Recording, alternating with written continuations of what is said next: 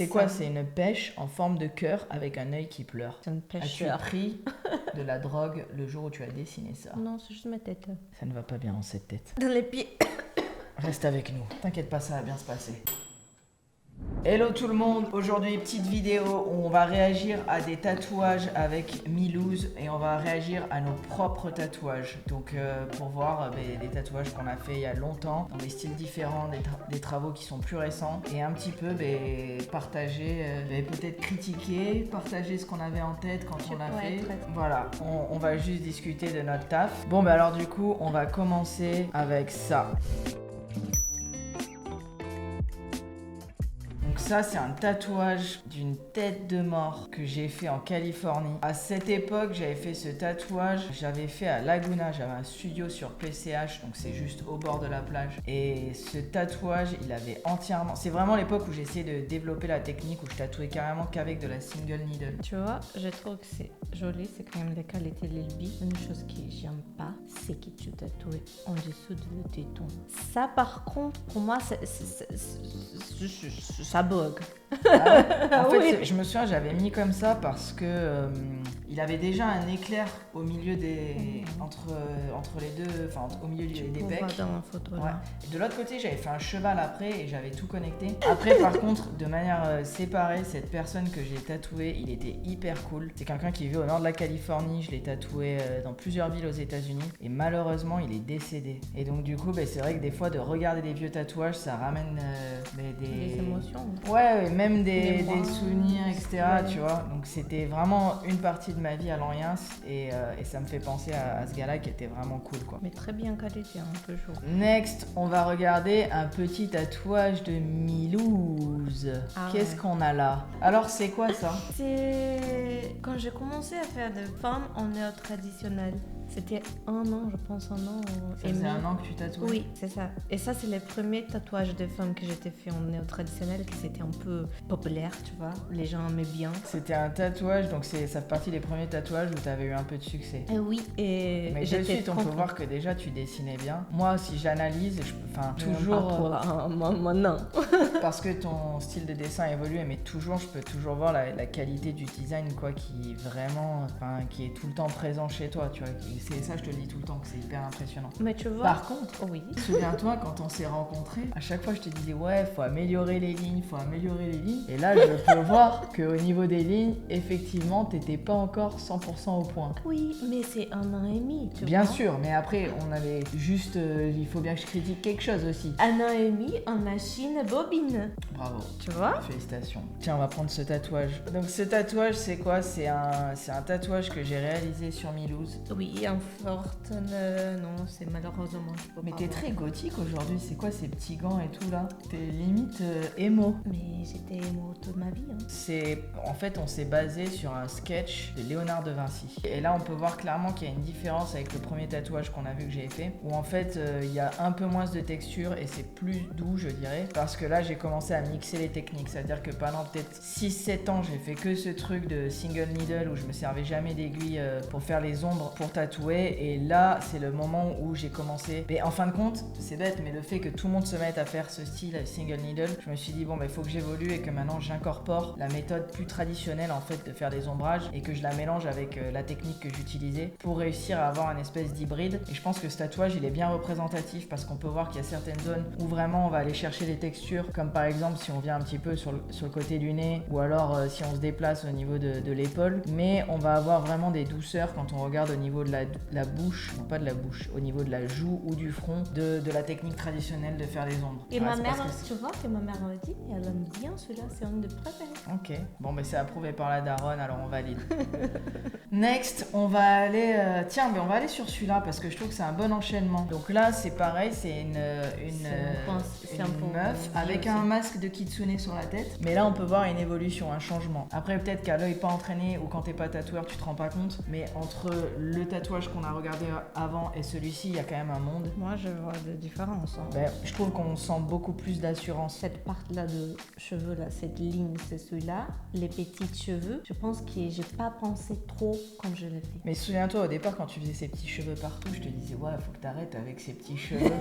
Ça, et aussi au tout départ, tu te souviens Les que blancs. Ouais. La police de blanc.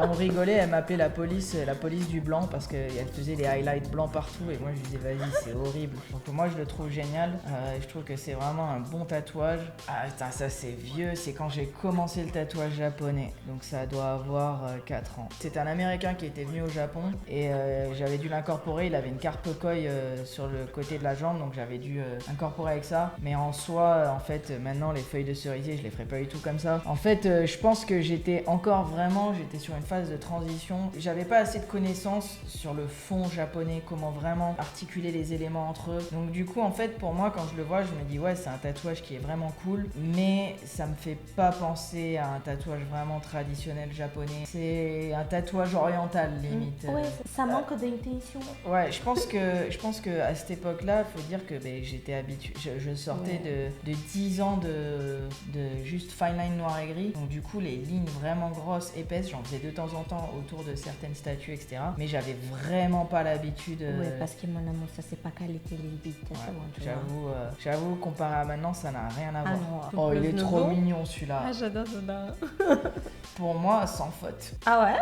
Je trouve que par exemple ce tatouage, le design, ça fait très tatouage américain traditionnel mais avec un petit côté cute. Les couleurs sont hyper saturées. Je pense que ça représente beaucoup moi. Là. Celui-là quand tu l'avais fait, j'ai adoré. C'est un chavocat ou c'est un avocate, oui. C'est comme vous voulez. Moi, peut-être réfléchir en temps des temps, comme ça va évoluer avec les temps dans la peau de les gens, peut-être utiliser un peu plus fin, tu vois, ici. Ouais, mais après, là on était dans un moment où on voulait vraiment faire des lignes épaisses. Ouais, mais c'est ça, c'est juste non, moi je pense qu'il tue quoi. Je pense que ça c'était la période où vraiment t'as transitionné au tatouage, où vraiment je pouvais voir que tu commençais à avoir des lignes méga solides. C'est dur à dire pour le tatouage, mais parfois on sent qu'il y a des tatouages, ça respire l'intention et la confiance. On peut voir que la personne a pris la machine, elle a pas réfléchi.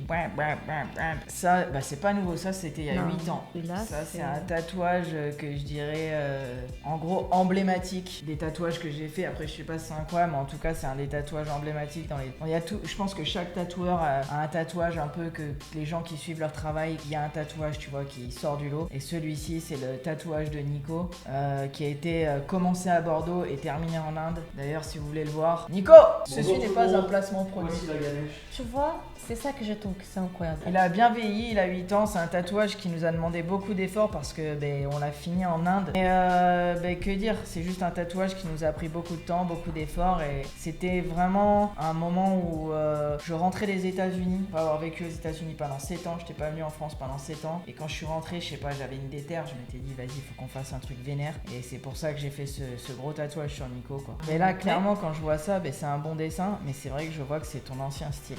Ah oui, parce que forcément je ne savais pas comment faire des lignes traditionnelles. Mon mentor, il ne savait pas non plus.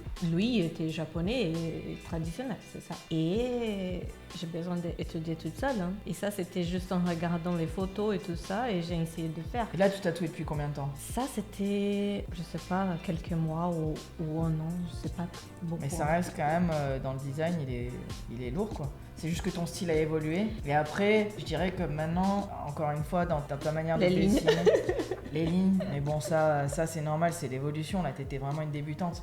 Mais en fait, dans le dessin, t'as toujours été. Après, en plus, le dessin, c'est subjectif parce qu'il y a un aspect, voilà, une question de goût. Mais après, il y a aussi l'aspect technique du dessin et que voilà, ça, c'est tout le monde comprend que c'est une libellule. C'est un dessin qui est créatif parce que c'est pas un dessin en soi réaliste. Donc, elle l'a créé. Donc, ça, vraiment, c'est quand même très fort. Et moi, ce qui me plaît plus, c'est que toi tu fais moins de détails en gros. Ouais, c'est ça que j'ai regardé aussi. Et maintenant tu vois, genre tu vas droit au but. Directement tu arrives à trouver tes formes et ça se ressent dans le dessin final en fait. Donc ça c'est un Tengu, c'est plus récent, tatouage japonais. Là en gros c'est un flash que j'ai dessiné. Il n'y a pas de faute. Hein. Et là on peut voir que clairement ça fait 3 ans que je fais des lignes épaisses et que je remplis de la couleur maintenant. Impeccable. Ouais, après je pense que maintenant ce tatouage en termes de design, c'est comme je viens juste de le dire auparavant, c'est vraiment une question de goût. Donc soit t'aimes pas. Mais dans l'idée en fait, moi ce que j'essaie de faire maintenant à l'heure actuelle, c'est des tatouages très bold en fait, très simples mais très impactants, très plats, vraiment traditionnel japonais à l'ancienne. Donc du coup à l'inverse du tatouage noir et gris où j'avais beaucoup de volume, beaucoup de détails, beaucoup de complexité en fait. Mais maintenant j'essaye de partir dans l'extrême opposé où vraiment j'essaie d'avoir le moins de lignes possible, que l'image soit le plus plat possible. Donc après voilà, c'est une question de goût comme j'ai dit, donc on aime ou on n'aime pas. Par contre c'est clair qu'en termes d'exécution on peut voir mon évolution de ce côté là. Je pense que là on peut zoomer, mais en gros c'est solide quoi. Pas des critiques moi. Maintenant je veux que les tatouages ils ressemblent à des autocollants. Ça c'est quand j'ai commencé à faire mes deuxièmes vagues. Des traditionnels. Là t'étais sorti du néo-traditionnel et t'avais transitionné sur le traditionnel américain. Oui, parce qu'en fait, ce qu'il faut savoir, c'est que le tatouage traditionnel 100% américain, c'est vraiment avec des designs qui sont un peu toujours les mêmes, mais que Mila, elle a vraiment apporté sa touche dans le sens où c'est un truc qui reste quand même très mignon.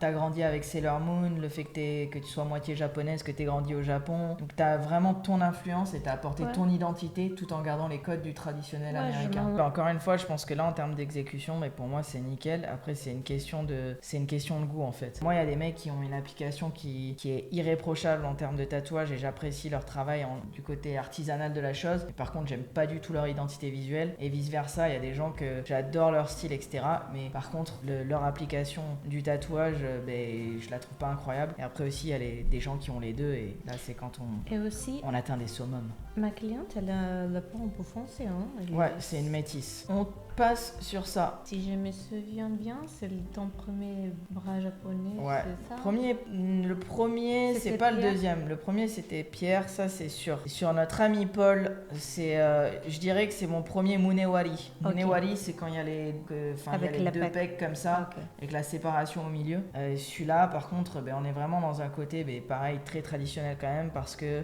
il y a l'utilisation que d'une seule couleur, qui est la couleur qui s'appelle le chou. Et c'est resté bien contrasté, c'est un tatouage que j'apprécie toujours voir à chaque fois que je croise Paul. Après c'est toujours pareil quoi, ça c'est un tatouage qui a plusieurs années et forcément quand on regarde son travail il y a 2, 3, 4 ans, les choses elles changent donc tu dis ah ouais maintenant je le referai pas pareil. Je pense que la grande chose c'est aussi les styles que tu fais différents, mais aussi les outils. Tu vois, les noirs, c'est pas les mêmes noirs que tu utilises. Les outils. Ah, il est mignon celui-ci. Oui. J'adore. Moi, j'adore. Ça, c'est après ma deuxième phase de traditionnel. J'ai retourné au néo-traditionnel, mais plus...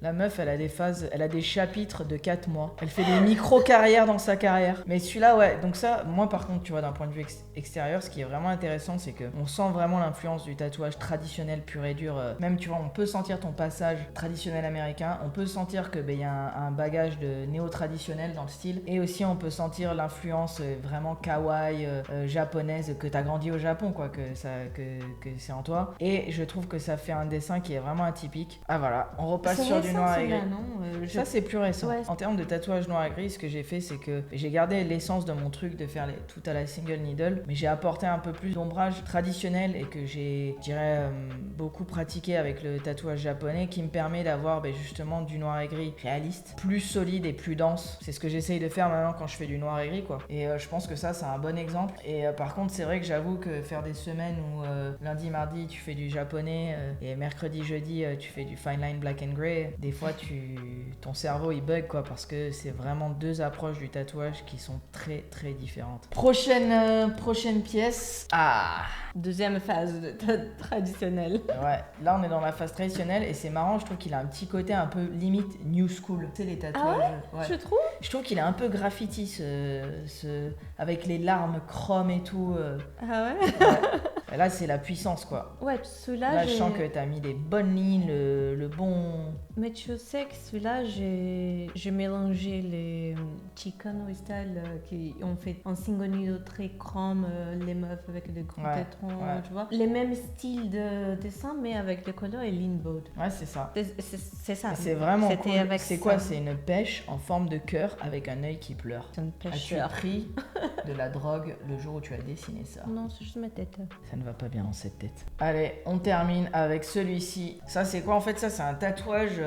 Mais ça je dirais que c'était il y a peut-être 1 an et demi. quelque chose comme ça. Donc en fait c'était, en gros c'est il y a pas longtemps, mais c'est il y a longtemps par rapport au temps que ça fait que je fais du tatouage japonais. À ce moment-là, j'étais sous une influence où je voulais faire du très traditionnel japonais, mais je voulais qu'il y ait quand même une sorte de sentiment de traditionnel américain.